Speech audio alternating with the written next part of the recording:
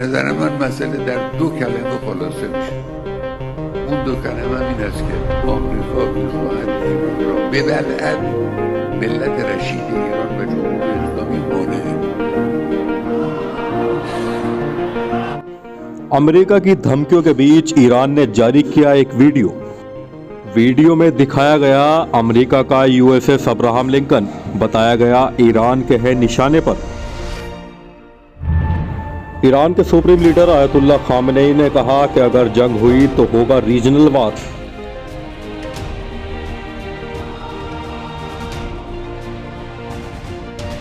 पिछले कुछ दिनों से जिस तरीके से देखा जा रहा है कि तमाम मीडिया ये खबरें चला रहा था कि आयतुल्लाह खामेनेई बंकर में चले गए हैं या अंडरग्राउंड हो गए हैं, कहीं छिप गए हैं।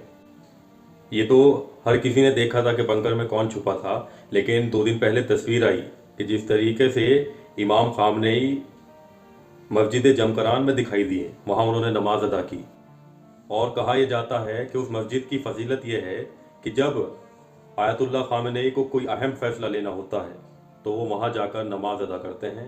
जो वीडियो सामने आया वहाँ उन्होंने नमाज अदा की। और कल आयतुल्लाह खामेनेई इमाम खुमैनी की कब्र पर गए, वहाँ उन्होंने ज़ियारत की।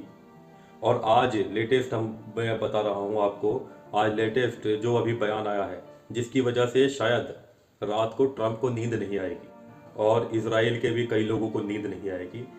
आयतुल्लाह खामेनेई जो ईरान के सुप्रीम लीडर हैं और ईरान की फ़ौज को और ईरान को डराने के लिए जिस तरीके से अमेरिका ने यूएसएस अब्राहम लिंकन अपना युद्धपोत वहाँ पर जहाज़ तैनात किया है, तो आज आयतुल्लाह खामेनेई ने बिल्कुल सख्त लहजे में कह दिया कि अगर हम पे एक भी वार हुआ, हम अपनी तरफ से जंग शुरू नहीं करेंगे, लेकिन अगर हमारे ऊपर वार हुआ तो ये रीजनल जंग बन जाएगी। बहुत बड़े मायने हैं इस चीज़ के।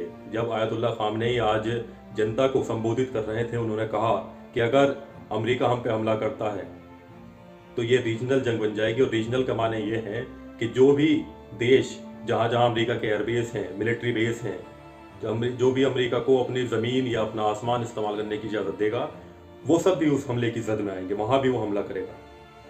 और दूसरी चीज़ आयतुल्लाह खामेनेई ने कही कि ईरान का दुश्मन अमेरिका क्यों है, क्योंकि हम एक रिच कंट्री हैं और हमारे पास तेल है, गैस है, इस वजह से हमारा दुश्मन बना बैठा है।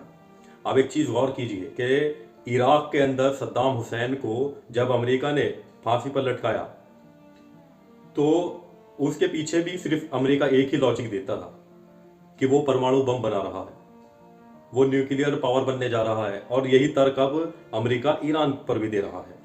जबकि अभी पिछले दिनों जब आपने देखा होगा कि अमेरिका ने यह अपने स्टेटमेंट में ये कहा था कि हमने हवाई हमले में ईरान जो परमाणु बम बना रहा था उसका पूरा ठिकाना हमने नष्ट कर दिया। जब तुमने पूरा ठिकाना नष्ट कर दिया तो अब ईरान फिर से कैसे न्यूक्लियर बना रहा? या तो तुम पहले झूठे थे या तुम अब झूठे हो। अमेरिका किसी ना किसी तरीके से ईरान को कमज़ोर करना चाहता है और ईरान को लगातार ट्रंप कह भी रहा है कि कई बार हमने ईरान को टेबल पर बैठकर बात करने का न्योता दिया है कि आइए टेबल पर बैठ के बात होगी। यानी कि ये यूएसएस अब्राहम लिंकन और यहाँ से हमला वहाँ से हमला, ये कुछ नहीं है, गीदड़ भपके दे रहा है, अमेरिका डराने की कोशिश कर रहा है। लेकिन किसको?